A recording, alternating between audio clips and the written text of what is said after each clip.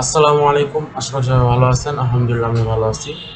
তো আজকের ভিডিওতে আমরা দেখব যে কিভাবে আমরা আমাদের উইন্ডোজ 10-এ বার্প সুইট প্রোটা ইনস্টল করতে পারি এবং ক্র্যাক করতে পারি, মানে ক্র্যাক করে ইউজ করতে পারি। তো আসলে আমি এটা নিয়ে একটা ভিডিও বানিয়েছিলাম অনেকদিন আগে, যে কীভাবে আপনার অ্যান্ড্রয়েডে লিনাক্স ইনস্টল, মানে লিনাক্সের মধ্যে কীভাবে আপনার বার্প সুইটটা ইনস্টল করবেন। তো আজকে এখন দেখা যায় অনেকেরই দেখা যায় পিসি আছে, তো তারা কীভাবে ইনস্টল করবেন, তো তাদের জন্য ভিডিওটা আনা আর কি।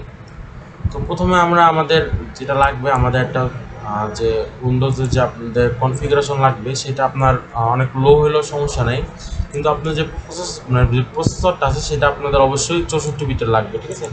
তো সেটা যদি আপনারা জানতে চান, তাহলে আপনারা জাস্ট আপনার সেটিংসে যায়, আপনারা যদি অ্যাবাউট লেখেন, তাহলে যে অ্যাবাউট পিসি চলে আসবে। এখানে অ্যাবাউট পিসি যে আপনি এখানে চলে আসতে পারবেন। এখানে যে আপনারা ইজিলি এখানে দিতে পারবেন যে আপনার উইন্ডোজের মানে 64 বিট নাকি 32 বিট, অথবা আপনাদের ডিসপিসিতে যাবেন, যাওয়ার পরে এই যে ডিসপ্লেতে যাওয়ার পরে এই খালি জায়গার যে কোনো একটা জায়গায় আপনারা ক্লিক করার পরে প্রপার্টিসে যাবেন। এখানে তো আপনারা ইচ্ছে করলে এটা দেখে নিতে পারেন। দেখছেন 64 বিট, ঠিক আছে, এটা আপনার 64 বিট হওয়া লাগবে। আচ্ছা, তো গেল। তো এবার আমাদের কি করতে হবে, কিছু ফাইল ডাউনলোড করতে হবে। তো প্রথমে আমাদের এই তিনটা ফাইল লাগবে, Burp loader, Burp suite loader আর রিডমি ডট টিএক্সটি। তো রিডমি ডট টিএক্সটির মধ্যে আমাদের কমান্ডটা আছে, যে কমান্ডের মাধ্যমে আমরা বার্প সুইটটা রান করব। তো এইটা আপনার আমি লিঙ্ক দিয়ে দেবো, আপনার এই তিনটা ডাউনলোড করে নেবেন। আচ্ছা, তো গেল। তো এরপরে আমাদের যে জিনিসটা লাগবে জাভা। তো ঠিক আছে, তো আমরা জাভা ইচ্ছা করলে জাভা 17, জাভা 16 যে কোনো একটা ইউজ করতে পারি, অথবা আপনারা জাভা 11, 12, 13 যেটা আপনাদের ইচ্ছা সেটা ইউজ করতে পারেন। তো আমি এখন আপনাদের দেখাবো যে জাভা 16 দিয়ে কীভাবে ইনস্টল করবেন। তো সব মানে সেম, আপনাদের শুধু যা আপনার মেবি বার্প সুইটে জাভা 15 উপর থেকে মেবি আপনার বার্প সুইটে একটা অপশন অ্যাড করা লাগে, ইলিগাল অ্যাক্সেস পারমিশন আমি দেখাবো আপনাদের। এখানে ডাউনলোডসে যাওয়ার পর আপনারা যদি সার্চ দেন জাভা জেডিকে 16, তারপর আপনার সাইডে চলে আসতে পারবেন। পরে এখানে দেখেন জাভা জেডিকের আপনার অপশন আছে জাভা 16, 11, 8, ঠিক আছে। আপনার 11, 16 যে কোনো একটা ডাউনলোড করতে পারেন। তো আমি 16, এই যে 16তে ক্লিক করার পরে দেখেন এই যে উইন্ডোজ আছে, উইন্ডোজে ক্লিক করলাম। তখন এই যে ইনস্টলার আছে, এখানে ইনস্টলার উপর আপনারা এই যে X64 ইনস্টলার 150 MB, তারপর আপনার এখানে এই যে ডিরেক্ট এক্স ফাইলটা ডাউনলোড করে নিতে পারেন। আচ্ছা, গেল। তো এটা ডাউনলোড করা শেষ। তো এবার আমরা আরেকটা ডাউনলোড করবো, বার্প সুইট, ঠিক আছে, মানে মেন জিনিসটা বার্প সুইটটা। তো বার্প সুইট আমরা যদি সার্চ করি বার্প সুইট প্রো রিলিজেস, এটা লিখে সার্চ করার পরে আমাদের প্রথমে দেখেন লিঙ্ক চলে আসবে portswigger.net বার্প রিলিজ। আপনারা যদি লিঙ্কের মধ্যে খেয়াল করেন, দেখেন এরকম লিঙ্কে চলে আসবে। তো এটা আমরা ক্লিক করার পরে একবার লেটেস্ট ভার্সনটা থাকবে, ঠিক আছে। সেই ভার্সনে এখানে আমরা একটু সিলেক্ট করে নেবো যে বার্প সুইট প্রফেশনাল, আর এখানে থাকবে এই যে জার ফাইলটা আছে, এটা আমরা ডাউনলোড করবো। এখন ডাউনলোড ক্লিক করলে আপনার ডাউনলোড হয়ে যাবে। ওগুলো সব আমি আসলে ডাউনলোড করছি, ডাউনলোড করে আমি একটা আমার ফোল্ডার রেখে দিছি। তো আমি দেখাই এই যে বার্প প্রো। তো আমার সবগুলা ওই যে burp loader, Burp suite loader, Redmi dot TXT এবং বার্প সুইট প্রো সব এখানে রাখছি আমি। তো আর আমার যে আপনার ইয়াটা জাভাটা আছে সেটা এখানে রাখছি, জাভা 16, ঠিক আছে। তো এটা আমি ইনস্টল করে নিই, ডাবল ক্লিক করবো, পরে লোডিং নিবে এটা। আচ্ছা, তো ইয়েস করি।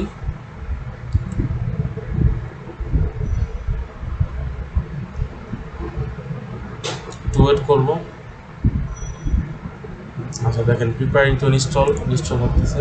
ওকে, আচ্ছা, দেখেন নেক্সট আপনার সিম্পলি আপনার যদি আপনার জায়গা চেঞ্জ করতে চান, মানে কোন ইনস্টলেশনের যে জায়গাটা সেই লোকেশনটা চেঞ্জ করতে চান, চেঞ্জ করতে পারেন। আমি চেঞ্জ করবো না, যেখানে হইতে সেখানে হইতে দিব, নেক্সট দিব। দেখেন ইনস্টল হইতেছে। আচ্ছা, তো ইনস্টল হওয়া শেষ, ওয়েট করে আমরা একটু।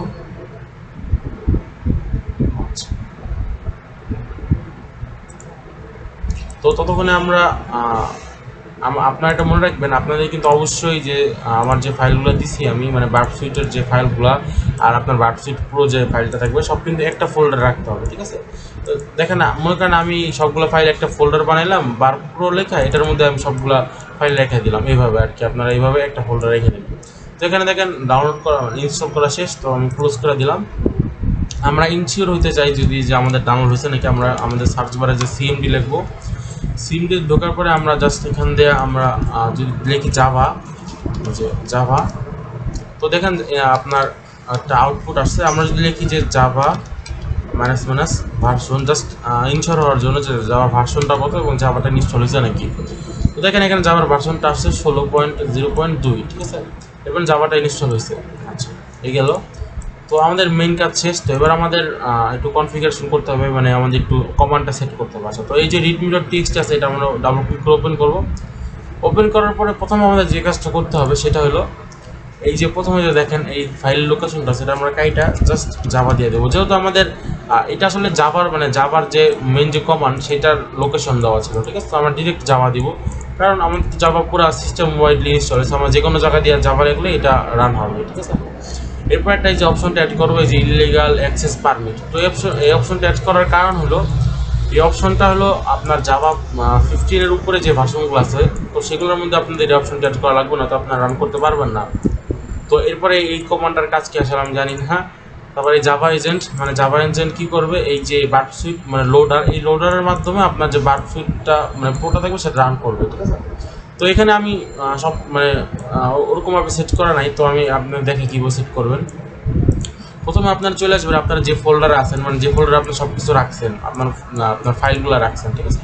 তারপর আপনার কমান্ড প্রম্পট ওপেন করবেন। এটা আমি সিএলএস দিয়ে ক্লিয়ার করে নিই জাস্ট।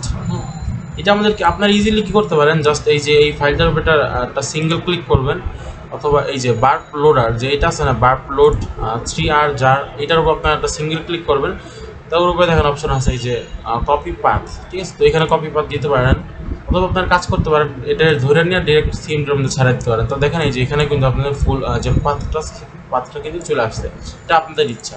তো প্রথমে আমরা কি করলাম, আগে আমরা একটা কাজ করি, আগে আমরা এই যে আমার যে বার্প লোডার এটা আমরা চালু করি। এটা ডাবল ক্লিক, যেহেতু আমাদের জাভা ইনস্টল আছে, আমাদের ডাবল ক্লিক করলে রান হয়ে যাবে বার্প লোড 3R। তো রান হওয়ার পরে এটা এরকম একটা ইন্টারফেস আসবে। আসার পরে আমরা কি করবো, এখানে যে লাইসেন্স টু গুগল লেখা আছে, এখানে আমাদের নাম লেখা দেবো। তো আপনাদের মতন আপনাদের নাম লিখবেন। আচ্ছা, নাম রাখলাম। তো নাম লেখার পরে জাস্ট আমরা এটা মিনিমাইজ করবো। তো এবার আমরা কি করব, এই যে আমাদের যেই এই দুইটা ফাইল আছে, যে আমি তো একটা ইয়া করি ভিউ। আচ্ছা, তো এখানে কি করব আমরা, জাস্ট এই যে এই ফাইলটা আছে আর এই বার্প সুইট প্রো, মানে বার্প সুইট প্রো আর বার্প সুইট লোডার, এই দুইটা ফাইলের কি করব আমরা লোকেশনটা কপি করব। তো প্রথমে আমরা আমাদের বার্প সুইট যে বার্প সুইট লোডার যেটা আছে সেটার পাথটা কপি করি। এখানে যে সরি ফাইল না, এই যে দেখেন এখানে হোমে ক্লিক করার পর দেখেন যে কপি পাথ অপশন আসছে, তো কপি পাথ দিলাম। দেওয়ার পর আপনারা দেখেন এই যে জাভা এজেন্টের পরে যে একটা বার্প সুইট লোডার লেখা আছে, যার এটার আপনারা রিপ্লেস করে আপনাদের যে পুরো ফাইলের লোকেশন সেটা দিয়ে দেবেন। তো দিলাম। এবার আমাদের বার্প সুইট যে প্রো সেটার লোকেশন দেওয়া লাগবে। তো এখানে আমাদের বার্প সুইট প্রো যেটাই হোক সেটা সিঙ্গেল ক্লিক করব, ক্লিক করে কপি পাথ দিলাম। দেওয়ার পরে এখন আমরা এখান দিয়ে আবার সেমভাবেই এটা রিপ্লেস করে দিব। তো এই হলো আমাদের মূল কাজ শেষ, ঠিক আছে। তো এখন আমাদের বলা হলো এই কমান্ডের মাধ্যমে আমাদের আপনার বার্প সুইটটা রান করা। তো আমরা দুইভাবে এটা করতে পারি। আপনারা এটা একটা ব্যাচ ফাইল বানিয়ে আপনারা রান করতে পারেন, অথবা আপনারা এটা ডিরেক্ট সিমটে যে কমান্ডটা দিতে পারেন। তো আমি দুইভাবেই দেখাবো। প্রথমে আমরা কি করব, জাস্ট এটার কপি করি, কপি করা যায় আমরা আমাদের সিএমডি এটা কেটে দিছি। তো সিএমডিটা আমরা ওপেন করি, আবার ওপেন যে কোনো সিমটা ওপেন করবো, জাস্ট এই কমান্ডটা পেস্ট করবো, রাইট ক্লিক করলেই পেস্ট হয়ে যাবে অটোমেটিক। তো এবার এন্টার করবো, দেখেন বার্প সুইটটা কিন্তু ওপেন হয়ে গেছে, ঠিক আছে। বার্প সুইট প্রফেশনালটা কিন্তু ওপেন হয়ে গেছে। ওয়েট করি আমরা একটু, লোড হওয়া পর্যন্ত ওয়েট করি আমরা, ঠিক আছে।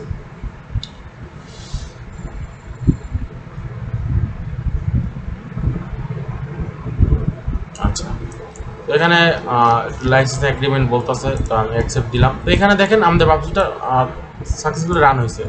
তো আমি এটা জাস্ট আরেকভাবে আপনি বললাম যে দুইভাবে দেখাবো, তো এটা আমি এক্সিট করতেছি আরেকভাবে দেখানোর জন্য। কমান্ড প্রম্পটটা আমরা এক্সিট করে এখান থেকে করার পরে আমরা কী করবো, এই রিডমি ফাইলটা আমরা যে ইয়া করছি আপনার এডিট করছি, এডিট করার পর আমরা এটা জাস্ট কন্ট্রোল-S দিয়ে সেভ করে দেবো, ঠিক আছে। সেভ করার পর আমরা এটা ক্লোজ করে দেবো। ক্লোজ করে এটা আমরা জাস্ট কী করবো, রিনেম করবো, ঠিক আছে। যে readme.txt আছে, এই readme.txt আমরা রাইট ক্লিক করবো, রিনেমে যাবো, রিনেমে করে আমরা জাস্ট এখানে ছিল .txt, এখানে আমরা .bat করে দেবো। তো এখন কী হবে, আচ্ছা এখানে ইয়েস করে দেবো আমরা। তো এখন কী হবে, আমরা যখন readme.txt বা readme.batটা রান করবো, ডিরেক্ট ডাবল ক্লিক করবো, দেখেন আমাদের কিন্তু আচ্ছা কী বলছে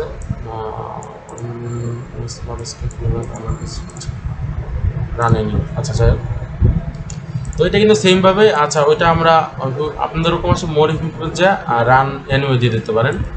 তো তো এখানে দেখেন এটা কিন্তু রান হয়ে গেছে, ডাবল ক্লিক করার পরে রান হয়ে গেছে, ঠিক আছে। কমান্ড আপনার ম্যানুয়ালি আর আপনার কমান্ড প্রোগ্রামটা পেস্ট করা লাগলো না, আপনার ডাবল ক্লিক করলে আপনাদের রান হয়ে যাবে। আচ্ছা, তো এবার আসলে আমাদের এই জায়গাটা আমরা এন্টার লাইসেন্স কি আসলে, তো লাইসেন্স কিটা আমরা কীভাবে দিব, ওই যে একটু আগে আমরা বার্প সুইট বার্প লোড এই যে এটা আমরা রান করছিলাম, যে এই যে এখানে আমরা কি করব, জাস্ট এই যে পুরা লেখাটা আছে এটা আমরা কপি করে নেব, ঠিক আছে। আপনারা কন্ট্রোল সি দিয়ে কপি করবেন, কন্ট্রোল সি সিলেক্ট করবেন, কন্ট্রোল এ দিয়ে তারপরে কন্ট্রোল সি দিয়ে কপি করবেন।